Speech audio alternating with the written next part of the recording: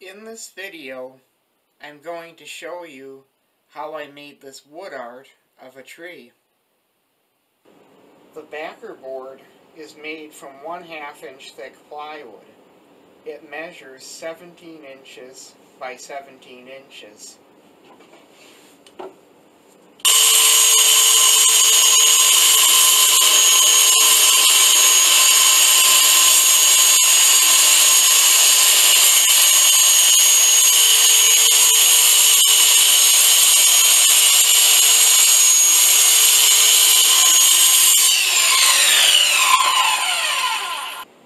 I'm going to use a Krig pocket hole jig to drill pocket holes in the back of the backer board that will be used for attaching it to the frame.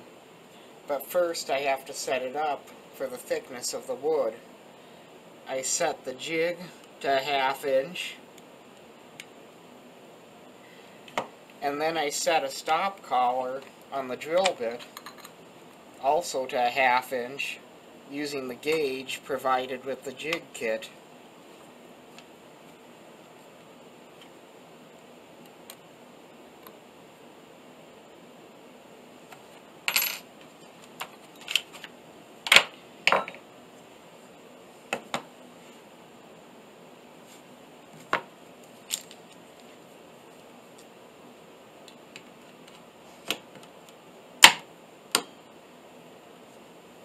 I drill 2 pocket holes in the center of each side of the backer board.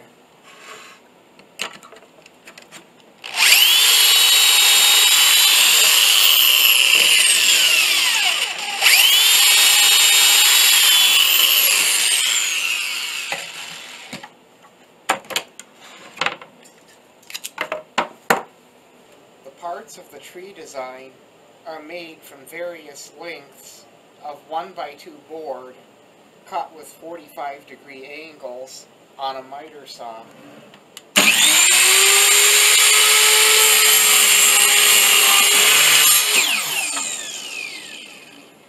The pieces that are used to make the tree design are 2 8-inch long pieces, 2 5 1/4 inch long pieces, 4 5-inch pieces, 2 3 3/4 inch pieces, 4 3 1/2 inch pieces, and 4 2-inch pieces.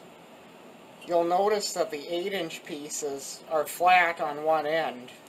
That's because they make the tree trunk, and that will be the bottom of the tree trunk. To make the frame, I start by cutting a 1/2 inch deep groove in a piece of 1x2 using a rabbiting bit on a router.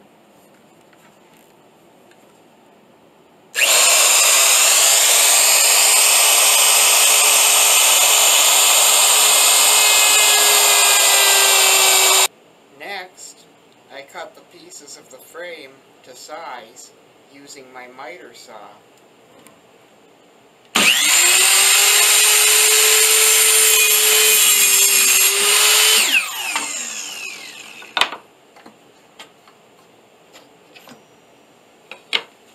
The frame is assembled using glue and corner clamps.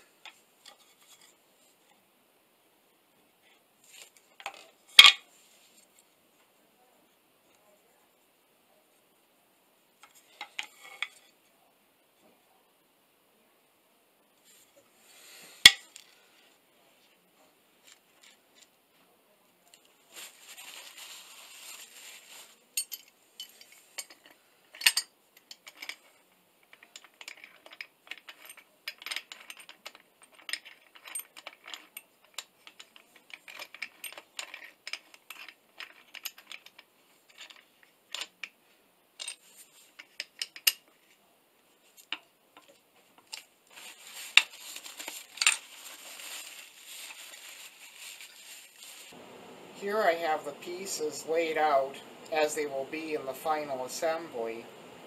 I used colored stain to color the boards, blue for the frame, white for the backer board, brown stain for the tree trunk, and green stain for the leafy part of the tree. I marked some lines on here, a center line to get the tree centered on the board, and a line down here to tell me where the bottom of the trunk should be so that the frame will fit over the backer board. I use wood glue to attach the pieces of the design to my backer board.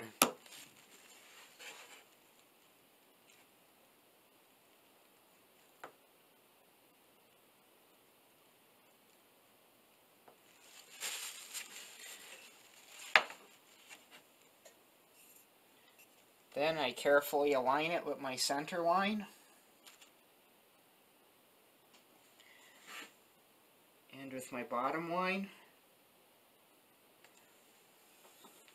I attach the backer board to the frame using the pocket holes and 1-inch long pocket hole screws.